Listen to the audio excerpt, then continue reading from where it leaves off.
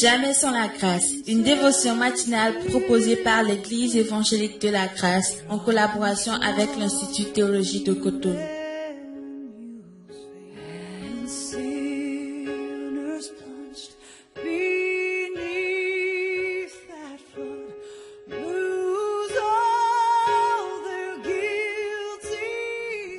Bonjour frères et sœurs en Christ, chers amis, chers internautes, nouvelle journée, nouvelle provision, bienvenue dans cette dévotion. Seigneur, merci encore de nous montrer une autre facette de ta personne aujourd'hui, parce que nous avons besoin de te connaître, afin de te reconnaître au quotidien. Amen. Alors, frères et sœurs en Christ, nous continuons notre voyage dans Marc chapitre 4, comme on avait vu hier, au travers de cette prédication du pasteur Oral Robert.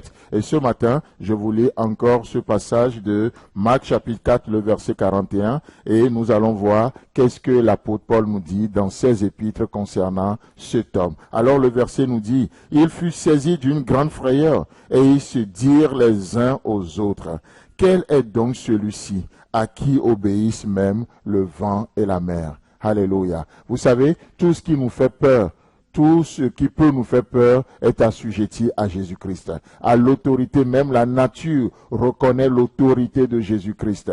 Oh, souvent, nous, c'est l'homme, malheureusement, dans sa rébellion qui passe à côté des choses. Mais aujourd'hui, même la nature est soumise à son Créateur. Et là, nous allons voir au travers quelques épîtres de l'apôtre Paul, qui est cet homme? Vous savez, peut-être que vous vous posez cette question. Jésus vous a étonné d'une manière ou d'une autre. Jésus vous a surpris. Mais laissez-moi vous montrer qui est cet homme. Qui est cet homme, Jésus, dont on parle? Dans l'épître de Paul aux Romains, il est le pacificateur. Il est le pacificateur. Dans le chapitre 5, le verset 1 de Romains, il est dit, étant donc justifiés par la foi, nous avons la paix avec Jésus-Christ. Nous avons la paix avec Dieu. Alléluia. Il est notre pacificateur. Celui qui établit la paix entre Dieu et nous. Et celui qui veut apporter encore aujourd'hui la paix entre Dieu et nous. Et il crie au travers de nous ce matin, soyez réconciliés avec Dieu. Parce que la paix est possible. Aujourd'hui, vous ne pouvez pas continuer comme si de rien n'était.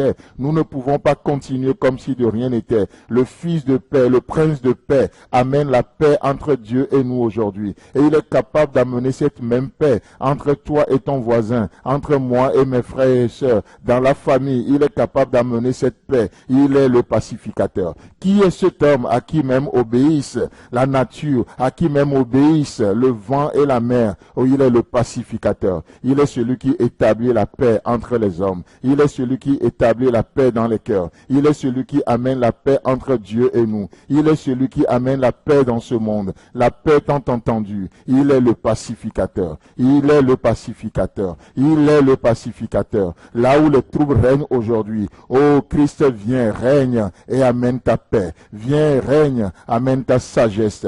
Viens et règne et que ta paix soit établie aujourd'hui dans nos cœurs, dans nos relations les uns avec les autres, entre Dieu et nous, et entre nous avec nous-mêmes, entre nous et avec nous-mêmes, afin que nous puissions être fiers de nous, de ce que tu fais de nous, et comme David, nous puissions déclarer ce matin, par la foi, que je sais qui je suis une créature merveilleuse, pas d'une manière orgueilleuse, pas d'une manière égoïste, non, mais en toute humilité, nous reconnaissons ce pacificateur dans nos vies, ce pacificateur dans tout ce que nous amenons, alors nous proclamons son règne, que son règne vienne, que sa volonté soit faite aujourd'hui dans nos cœurs, dans nos pensées, dans nos émotions et dans tout ce que nous entreprenons. Il est le pacificateur. Qui est cet homme? Qui est cet homme, nous dit la Bible? Qui est cet homme à qui même obéissent le vent et la mer? Il est le pacificateur. Il est le prince de paix. Oh, tu es troublé ce matin?